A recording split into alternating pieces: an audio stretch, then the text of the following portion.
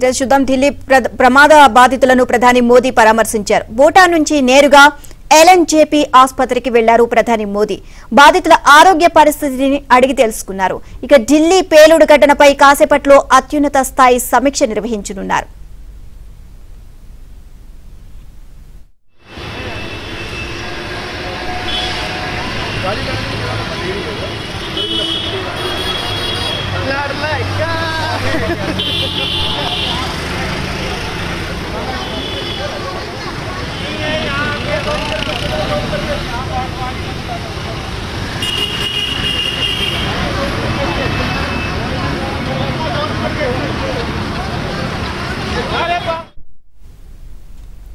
ఢిల్లీ ప్రమాద బాధితులను ప్రధాని మోదీ పరామర్శించారు. భూటాన్ నుంచి నేరుగా ఎల్ఎన్జేపీ ఆసుపత్రికి వెళ్లారు ప్రధాని మోదీ. బాధితుల ఆరోగ్య పరిస్థితిని అడిగి తెలుసుకున్నారు. ఇక ఢిల్లీ పేలుడు ఘటనపై కాసేపట్లో అత్యున్నత స్థాయి సమీక్ష నిర్వహించనున్నారు. ఇదే అంశానికి సంబంధించి మరిన్ని అప్డేట్స్ మా ఢిల్లీ కరెస్పాండెంట్ సతీష్ ని అడిగి తెలుసుకుందాం. సతీష్, ప్రధాని మోదీ ఢిల్లీ పేలుడు ఘటనకి సంబంధించి కాసేపట్లో అత్యున్నత స్థాయి సమీక్ష నిర్వహించనున్నారు.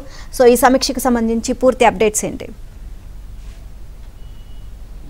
నీలిమ కాసేపటి క్రితమే 2 రోజుల భూటాన్ పర్యటన ముగించుకొని ప్రధాని మోదీ భారత్కు చేరుకున్నారు. వెంటనే ఆయన ఎయిర్పోర్ట్ నుంచి నేరుగా ఎల్ఎన్జేపీ హాస్పిటల్కి చేరుకున్నారు. ఎల్ఎన్జేపీలో కారు బాంబు ఎర్రకోట వద్ద కారు బాంబు పేలుడు ఘటనలో మృతి చెందిన కుటుంబ సభ్యులతో పాటు ప్రస్తుతం క్షతగాత్రులుగా ఉన్న హాస్పిటల్లో చికిత్స పొందుతున్న వారి కుటుంబ సభ్యులను కలవడంతో పాటు ఆసుపత్రిలో చికిత్స పొందుతున్న వారిని కూడా కలిసి పరామర్శించడం జరిగింది. వారి ఆరోగ్య పరిస్థితిని అడిగి తెలుసుకోవడం జరిగింది. డాక్టర్లకు మెరుగైన వైద్య సాయం అందించాల్సిందిగా సూచనలు కూడా చేయడం జరిగింది. వారికి భరోసాగా కేంద్ర ప్రభుత్వం రాష్ట్ర ప్రభుత్వాలు అండగా ఉంటాయనేది కూడా ప్రధాని మోదీ హామీ ఇవ్వడం జరిగింది. ఇక మరి కాసేపట్లో అంటే సాయంత్రం 5:30 గంటలకు భద్రతా వ్యవహారాల కమిటీ సమావేశం జరగబోతుంది ప్రధాని మోదీ అధ్యక్షతన. ఈ సమావేశానికి కేంద్ర హోంమంత్రి, కేంద్ర రక్షణ శాఖ మంత్రి, అదేవిధంగా కేంద్ర మంత్రులతో పాటు భద్రతా వ్యవహారాలకు సంబంధించిన అటు ఇంటెలిజెన్స్కి సంబంధించిన అధికారులతో పాటు మరోవైపు ఐబీ అధికారులు, ఇక ఇతర ఉన్నత అధికారులంతా కూడా ఈ సమావేశానికి హాజరు కాబోతున్నారు. సమావేశంలో ఎర్రకోట వద్ద బాంబు పేలుడుకు సంబంధించిన ఘటనపై ఇప్పటివరకు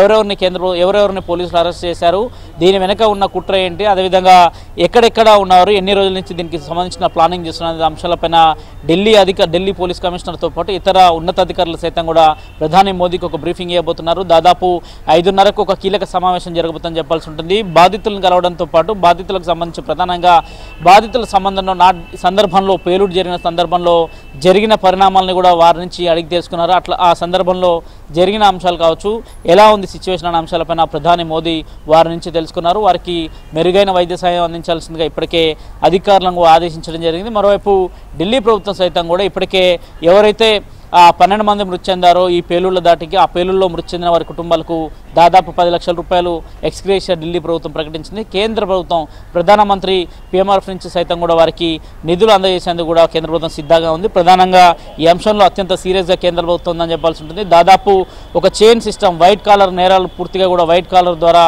ఒక రకమైన చైన్ తయారు చేసి దేశవ్యాప్తంగా పేలుళ్లకు కుట్ర పన్నిన కుట్రదారులను ఛేదించడం జరిగింది. కానీ చివరిసారిగా దాదాపు ఫరీదాబాద్లో 3000 కిలోలకు సంబంధించిన అమోనియం నైట్రేట్కి సంబంధించిన పేలుళ్లకు సంబంధించిన వస్తువులన్నింటిని పట్టుకున్నప్పటికీ కూడా చైన్ కొంత తెగిపోవడంతో ఒక్కసారిగా ఎవరైతే ఉగ్రవాది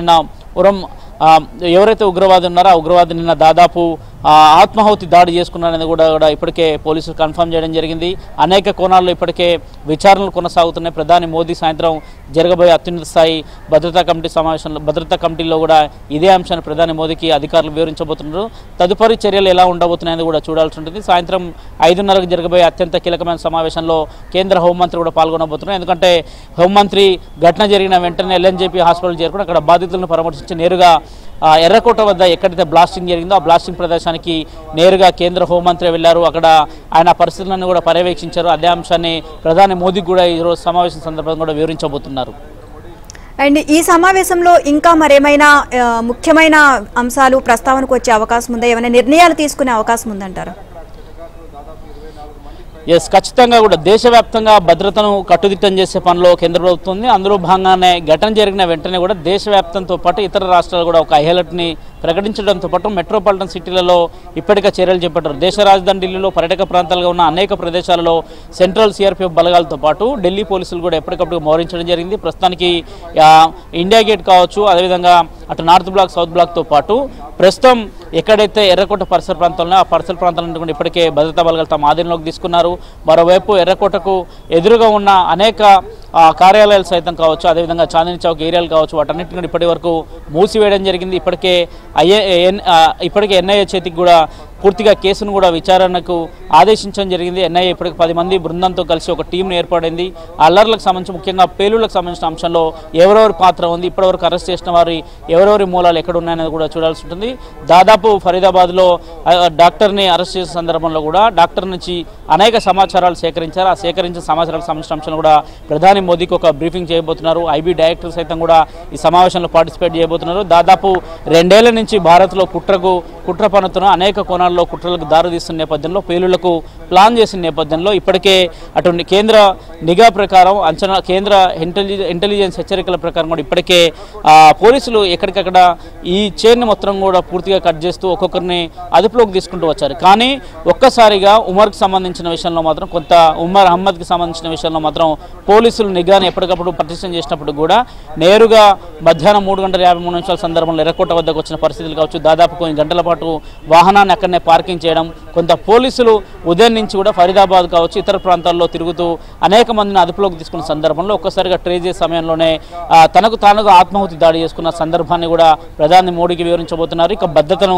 మరింత కట్టుదిట్టం చేయబోతున్నారు. అనంతనాగులు సైతం కూడా ఒక డాక్టర్ను మొదట అదుపులోకి తీసుకున్న సందర్భంలోనే అక్కడ ఇంట్రాగేషన్ అనంతరమే ఫరీదాబాద్లో డాక్టర్ కావచ్చు, ఫరీదాబాద్లో మరో మహిళా డాక్టర్ని అదుపులోకి తీసుకోవడం కావచ్చు, దాదాపు హోండా i20 కారు తోలుకుంటూ నేరుగా వచ్చి బ్లాస్టింగ్ పాల్పడిన వారు కావచ్చు, వీటన్నిటికి సంబంధించిన అంశంలో కొంత అత్యంత సీరియస్గా ఈసారి పరిణామాలు ఉండబోతుందని చెప్పాల్సి ఉంటుంది. ఇప్పటికే ఐఎస్సిసి ఉగ్రవాదులకు సంబంధించి కావచ్చు, జైషే మహమ్మద్ సంబంధించిన సంస్థల నుంచి సంబంధించిన అంశంలో కూడా ఇప్పటివరకు ఎక్కడ కూడా ఎలాంటి క్లారిటీ లేదు. కానీ పట్టుకున్న వారంతా కూడా ఒకే వ్యవస్థకు సంబంధించిన వారంతా కూడా డాక్టర్లు, వివిధ యూనివర్సిటీలు డాక్టర్లుగా పనిచేస్తున్నవారు.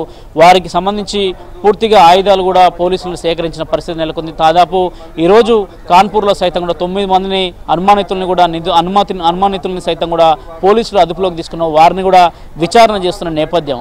ఖచ్చితంగా వీరికి సంబంధించిన అంశంలో కేంద్ర ప్రభుత్వం అత్యంత సీరియస్గా ఉంది.